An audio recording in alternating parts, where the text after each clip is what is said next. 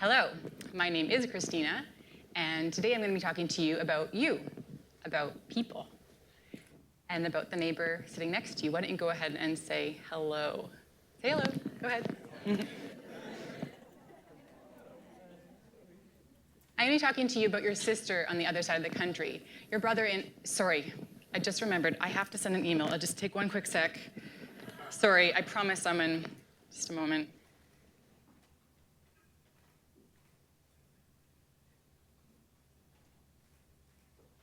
Sorry. Send. All right. Awkward. We've all been there. The halted conversation because someone just had to send an email in that moment. It's not a great feeling. Here where we are gathered is at the University of Toronto, is the birthplace of communication theory. The place where Marshall McLuhan, perhaps one of the greatest communication theorists of all time, came up with the idea, invented the idea, that the medium is the message. This has never been more obvious than in the age of the smartphone. These devices, which I can bet probably every single one of us have in this room, have changed the way that we live. These devices dominate our everyday, affecting our work, impacting our intimacy, and shifting our thinking. Today, I'm here to tell you about how a 1-month fast from the internet changed my life. I'll share, based on my experiences, how to set parameters around your technology use, and how those changes can reap you amazing rewards as you choose to use the internet as one tool out of many. Now, for all the affordances of our new technologies, we haven't established healthy norms or habits as a culture, and it is costing us our time, our creativity, our energy, and our relationships. I took a month off the internet. Why? Well, the benefits of the internet are numerous. Skype and photo sharing, for example. I am one of 8 kids. I know how incredible these tools can be with my brothers and sisters all over the globe. But it is mixed with an ever-dominating persistence for our attention, and it is this I found unsettling. I was recently watching a documentary in which there was a scene of a priest conducting a blessing service for smartphones. Yes, exactly. Here was a man dressed in holy vestments, calling upon the God of the universe to bless a BlackBerry. I had a completely visceral response, shock and awe at the scene unfolding before my eyes. There was something wrong with this picture, right? So I decided to take a month off the internet. I wanted to figure out what my uneasiness was all about. I had suspicions. I'd grown tired of Facebook mediating my relationships, like missing a friend coming to Toronto because she had posted to my wall and I hadn't checked in time. I felt the internet made me lazy as a thinker and as a writer and as a friend. I knew it allowed me to emotionally disengage, whiling away the time with ever-ready filler via Facebook, Twitter, and the like. The truth is, I was both bored and completely obsessed with the web. I stepped offline for 31 days and chronicled the journey by handwriting or typewriting a letter to a friend about the experience every day.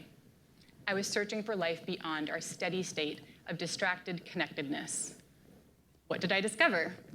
I learned that the smartphone check-ins I made multiple times a day were in actuality not time savers, but time suckers. That if I, as a mother, wanted to engage with new ideas, to study and create, then I would have to save up all those 1-minute, 2-minute, 10-minute windows and bank them for things I really wanted to do, like write poetry, Skype my sister, phone my grandma, or read a book. Stepping offline caused me to remember that my children were watching and practicing every move I made. For better or for worse, word and in deed. As a woman and a writer, I discovered a peace, a quietness of mind I had been hungering for a very long time. Now, not all of us have the desire or the luxury of unplugging this way. What we do share, however, is a universal sense that something must be done to rope the nodes in. But what? Reid Schuchart, he is a media expert from NYU. He says this: "It is very difficult to step out of the immediacy of media, the necessity of it, because we believe we have control over their effects, because we made these technologies. But the truth is, we make our technologies, but they remake us in their image and for their purposes.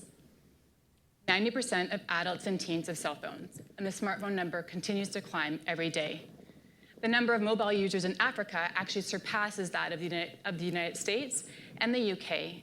And in some African countries, more people have access to a mobile phone than they do to electricity or water. Our internet use has shifted profoundly from stationary computers to mobile devices that travel with us all throughout the day. We are always on, never off.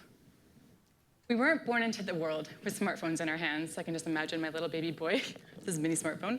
And there won't be anyone to type our final quip on Twitter upon our death. Yet these are the items that dominate our every moment. A neighbor of mine recently shared with me that every time she goes to sit down and feed her little boy Alistair, she grabs her phone to check in on Facebook or check messages. She shared with me that she feels grieved because of how many times she realized that she looked into her phone instead of into her sweet baby boy's face. During my fast, I made phoning my grandma a priority. She lives on the other side of the country. By some great grace, instead of picking up my phone to check Twitter or Facebook for the 16th time that day, I picked up my phone and dialed her number. It turned out that that would be the last lucid conversation I would have with her because she passed away shortly later that year. I am no great example. When it comes to wasting time on an iPhone, I am a worst offender. We, you and I, have traded communing, being with people in the real world for a counterfeit. So what is my big idea?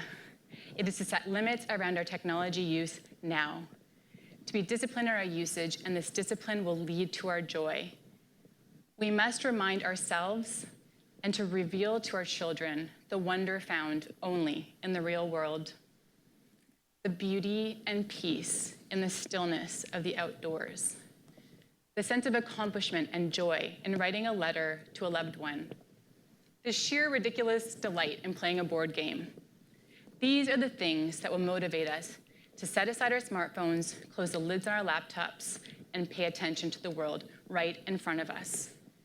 And why is it imperative that we teach this to the kids in our lives? Because we can remember a time before the smartphone. They can't. We can and must be deliberate in our consumption now, in our workplaces, in our homes. Present people, people that look you right in the eye, are a rare and wonderful breed.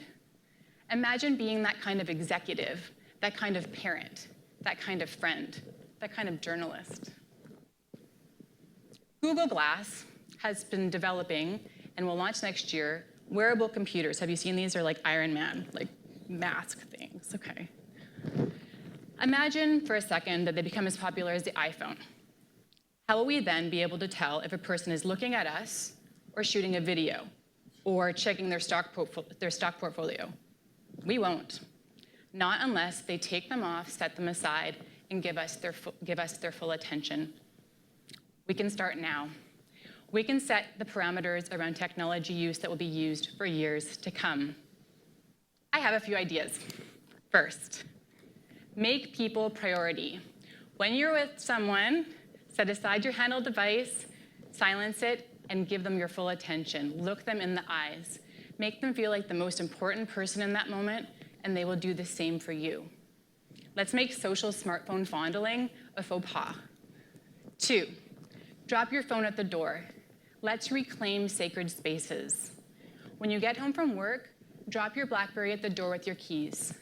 If you have a family, you will be more present to them, and they will love you for it. And if you are single, you will carve out a quiet haven at the end of your day, and you will love you for it. Phones at the dinner table are a no-no, period. 3rd, honor the holy hours. We have a window of time when we first wake up that will set the course for our entire day. Spend it by reaching out to a loved one, meditating on a goal, reading a scripture, or simply sitting in quiet. The time is yours, and it is currency. Since the late 1990s, we have embraced cell phones, email, and Google with wild abandon, but our disciplines and habits have not caught up. We have the opportunity to change that. We have the opportunity to use the internet as one tool out of many. One artist I interviewed has set up a mini trampoline in her studio. When she feels her fingers beginning to twitch, wanting to check how many new views she's had on Flickr in the last 3 minutes, she runs over to her mini trampoline and she jumps madly on it for a few minutes, and then she goes back to work. Use the internet like any tool. Take it out for a specific purpose, and then put it away. We don't use a screwdriver to butter toast. We don't use a knife to write a love letter. We are living in a constant state of information overload and a vacuum of joy. We have too much information and not enough wonder. We need a new equilibrium, and we have the opportunity to choose it now. C.S. Lewis said, "Practice the discipline of planned neglect. Discipline yourself to pursue the better." We live in a world full of computers and people. People are better. Choose people. Thank you.